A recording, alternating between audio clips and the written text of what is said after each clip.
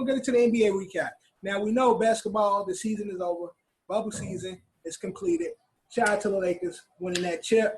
But we're only discussing NBA free agency. So this season going to be pretty hot coming into the next season. You're going to see a lot of moves and shit. We got a few coach change. We got Ty Lue getting the head coach job with the Clippers. We got Doc Rivers in Philly. So starting right there. And Billy Donovan in Chi-Town. Billy Donovan in Chicago. Pacers just got the Raptors assistant coach. It's a lot of moves and shit, and we could potentially see a lot of player moves. John, out of the recent coaching moves, which one do you see is the best fit for a championship contention type of move? Championship contention out of the coach moves right now? Which coach is more fit with the squad that he got to take them to the next level? I'm going to give the nod to Doc, even though his recent events ain't on his side. Yeah. I'm going to give it to him because he actually is going into like a nice young roster. He has a center and stuff like that. I'm going to give him the nod. But out of the new coaching jobs, the person with the best roster is Ty Lue as of right now. Because he's going to the Clippers. I mean, that's a fact because the Clippers got the best. Clippers got the best roster. Again, Coach Kawhi, Paul George, Trez, Lue. So I think Ty Lue went to the best situation, but what I felt as a coach is going because Clippers is going to be title contenders unless they blow it up. They are going to be title contenders. They're going to be in contention, so they're already there. I think Doc went to the right situation. And right. Now, with Doc, just to piggyback off Doc being in Philly, I'll throw it to you, DQ. What do Doc need to do with the team? Also, another quick one. I know we talked about episodes ago, talking about roster. Steve Nash also went to a good situation, too. Right, exactly. Right. He also have a roster that's going to be in contention, too. And I'm a coaching experience. Right. I'm a bring that up later. But speaking, because we were talking about Sixers, and I'll give it to you, DQ, being another NBA head here. What do Doc need to do with that Philly team to make them a real contention? And the players that he got, what do he need for these players to do in order for them to really compete? It's kind of vague, but he needs to unlock the potential of all his players. Philly, as you can see, what Jamal left. People, the players in Philly can be kind of lazy because they ain't used to shit. Joel Embiid is, to me, next to Giannis, he's probably one of the worst marketing players ever. He really thinks his dude's nice, but his team doesn't show that. Yeah. He just needs to make them work in cohesion better than he did in Los Angeles. Because they had the best rosters like that, but they never worked in cohesion to get past those humps they were supposed to get over. There's no need for him to be 0-3 in conference finals. Yeah, something like that. Well, Ben Simmons need to shoot that motherfucker. That's what need to happen. But it's simple. But speaking of the new coach we was discussing, Ty Lue, Drew is a big fan of supporter of Ty Lue. You know what I'm saying? So with that, the way you be dicky. But no. When we were discussing Clippers and getting a new coach, you were saying that Ty Lue was the best fit earlier. Because Ty Lue is a championship coach and he's been there. He's a championship coach via LeBron James. Yo, the coach is the coach. Does not matter if LeBron's dead. Okay, we'll get to it. But the coach is the coach is like Peyton Manning vouching for Adam Gase when he threw 55 fucking touchdowns as his offensive coordinator. Okay? You're just the guy who's there when greatness is in front of you. The placeholder. You said quarterback coach, right? That's it. You want to know what Ty Lue did? Was the head coach of Tom Brady? Would Tom Brady be the GOAT right now? So Ty Lue got the ice for LeBron's knees after he played 42 minutes. That's what Ty Lue did. Y'all be disrespected, bro. That's straight disrespectful. Straight disrespectful. My question to you, Drew, with Ty Lue being the head coach now with the Clippers, we saw that they shit on themselves last year in the bubble. what do Ty Lue need from his players? Do they need anything additional? What do that team need to get over that hump and really be the contenders against the Lakers and the West? They need to stop being fucking babies. All this load management shit is not going to cut it. That's why they didn't have chemistry last season, because they said last year, fucking before this whole bubble, the starting five played like a total of 12 games together before the playoffs even happened. Like and you wonder why y'all don't have chemistry, because of all this load management bullshit that's happening with Kawhi Leonard, Paul George. All that superstar shit needs to cut down right now. Like Ty Lue, go in there and replaying these games. Don't bow down to fucking Kawhi Leonard and say, I'm going to play this game. Then I'm going to take off the next 2 games. Then I'm going to play this game. Like, that's not going to work. Yeah, I heard they would Kawhi would have his girl.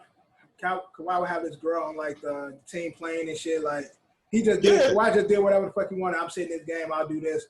I'm gonna play this. Yeah, that's that bullshit, bro. And it fucks up team chemistry because before Kawhi Leonard and Paul George got there, Lou Will, Montrez, and fucking I forgot third player, but Lou Will, Montrez build up a culture in that team, and a culture of doing hard work. Like, these are hard, gritty players. I think Paul George and Kawhi Leonard being the sensitive superstars kind of broke up that grittiness that the team had. It messed with the chemistry. Yeah, I mean, they don't like to say it, but it did. They don't like to say it. They definitely need another person there, another vocal leader, another real point guard to me. But we'll go around because there's a lot of free agency, restricted, unrestricted player options coming up. I'm gonna go around and ask everybody, what's one player move that you guys are looking forward to or want to see coming into this offseason? Kev, I'll go to you first. If you've been paying attention to free agency and who's potentially on the move, or type of shit like that, is there anybody that you looking forward to seeing do something different this upcoming season? I know there's rumors about Giannis going multiple places. Yeah. I'm sorry to tell Knicks fans, he definitely is not coming to the Knicks. That's definitely not. There's no reason to, but I think it's more likely that Antetokounmpo can come to the Knicks. But again, Knicks fans, also like myself, there are no guarantees that anybody will come to the Knicks. But if someone does, it'll be Antetokounmpo. So I'm looking forward to that. That'd be dope. Yanni. Eddie, any transactions you would like to see come this offseason? So fact-check me. Is Fred VanVleet available? Yes. He will be, yes. Yeah. His options are to re-sign with the Toronto Raptors, correct? Yep. Unrestricted free agent. He's unrestricted. He could go wherever he wants. So he can go wherever he wants. So since we might be out of the Yanni sweepstakes, and I don't want to pull another monster trade to get rid of some young talent, even though we have no young talent. But as a Knicks fan, I've seen a lot of guys get traded and then go on to, or we lose them in free agency, or we trade them away for a bigger name player, and then we watch these guys go on to play in championship games or make it into the playoffs. So I would like Fred VanVleet to play for the New York Knicks. That's a solid piece. I think so too. Point guard right now. Who's the starting point at the Knicks? Frank Ntilikina. Yeah, Ntilikina probably is the starter, right? Yeah, Alfred, exactly. Exactly. And since we might be out of the, I'm sure we'll get to that in a couple episodes, but I'm pretty sure we're out of the LaMelo sweepstakes. So, yeah, it'd be nice to get somebody that's proven in this league. Well, you're talking about the Knicks. Supposedly, I seen something. I don't know how true it is. You read shit, social media, internet. They said Carmelo would like to go back to the Knicks if the Knicks make a move. I'll take that. No. I want Melo back. No. Melo stay in Portland, man. Melo stay in Portland. Everybody. No, Melo. Come home, Melo. Come home, Melo. Now we treated him dirty. John, stay in Portland. What transaction that you would like to see or looking forward to coming up? I know you rated up Polo Smoke on D Rose, but I know. I knew it. I know that's where John's going. Nah, that'd be the perfect move. I would love to go to the Lakers. Nah, that would be dope. He's not listen, he's not as athletic and Yeah. as he used to be, but he's a really good basketball player. Still. Yeah, he can still put up 15 to 20 points like on a now light day. imagine, you know, Yeah. he could start for the Lakers, but most likely if he's to come to the Lakers, they're probably gonna put him on the bench. Yeah, that second team gonna be nasty. He could be that third scorer that the Lakers didn't really have all year. Right. It was just like the Lakers by committee. Like Kuzma has games, then Kuzma has games. It's like, where the fuck is Kuzma? But no, Kuzma, yeah, that's if Kuzma be there next year, cause. Yeah, I think Lakers keep Kuzma. Only way they gonna keep him because his trade value has went down. Like, if this was last season, Kuzma would have went. But now after seeing him play in a bubble and this playoffs, his trade value done went down. So they'll keep him because they can't get shit for his ass. Is what I'm saying. Nah, Kuzma still got value. Kuzma he was just a little inconsistent, but I think Kuzma's a starter, but they try to use him in the bench role, right. Coming up the bench. And obviously the offense, LeBron gets everybody involved. It's basically a two-man offense, and like if that nothing's going on with the two-man, swing it to the open man. Yeah. I guess you just gotta get Justin used to that. I mean, honestly, if you play with LeBron, that's they only looking for spot shooters. Like, so there's not really much room to grow playing with LeBron unless you are already a superstar, because everybody is defense and spot shooting. Get open, we're gonna dish it, and you just shoot. Kuzma's first year with Brian, he didn't play bad. No, averaged like 17, 18. It's just now it's two superstars on the team. So it's now adjusting to playing with them. So he didn't have the best season. Yeah. Because he didn't really fully adjust to the system, I would say. But Kuzma's supposed to be that third scorer for the Lakers. It's supposed to be Brian, AD, and Kuz. I mean, he was supposed to be. It could be Brian, AD, D-Rose. Right. You think D-Rose got – Kuzma could be 4. DQ, who is your transaction that you're looking forward to seeing, or will hopefully like to see coming into this NBA offseason?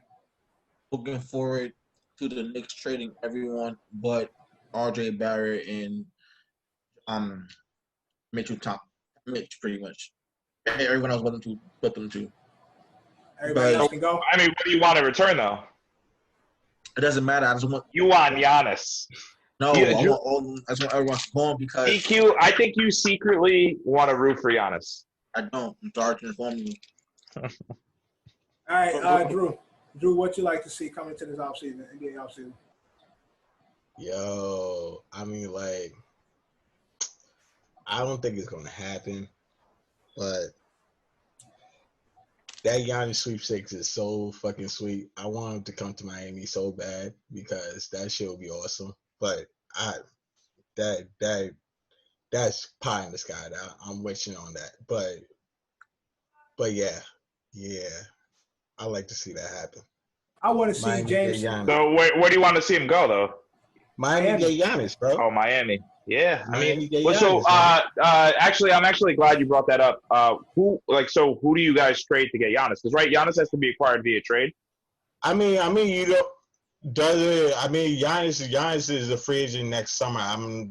You don't really have to make a trade for him so quick because we got a team already. Like, okay, but I'm saying if you wanted Giannis in the 2021 season as well, they don't have to. You'd have to come trade into the for new season. That's what we're talking about, Drew. That's why Giannis has an option this season to either stay or go. So that's why he can either stay with the Milwaukee, play out his contract, or go. Oh, so he has an opt-out. So he can opt out and be an unrestricted free agent, correct? Yeah. Yes, exactly, bro. Like, okay. I'm not trying to trade nobody. I'm like trying to get him straight outright, bro. Because trading him, it will. I would say it will mess it up, like, because we got some pieces that will go around him. Like, trading pieces would kind of be like, it'd be stupid. Yeah. Well, also, quick thing about the Heat. I know you brought up the Heat. Did y'all see the report that came out that said the Lakers bench was Trump, Jimmy Neutron and shit. Yeah. I think we posted that and shared it on our story. Yeah. Follow us at the OSA Podcast on Instagram. Yeah. But Yo. also, I would say I don't think he looks like Jimmy Neutron. I think he looks like Sheen. Yeah, I can see that. Yeah, she's the best friend. Not the fat one, the other one, the skinny one. Yeah, that's dope. That one was Carl. No, but a transaction I like to see is James Harden leaving Houston. You know, Daryl Morey just stepped down. James Harden is not happy. The GM, he stepped down. Where do you see him going? I don't see him going. I don't know where he's going, but he wants out. He's not happy in Houston. So him leaving Houston.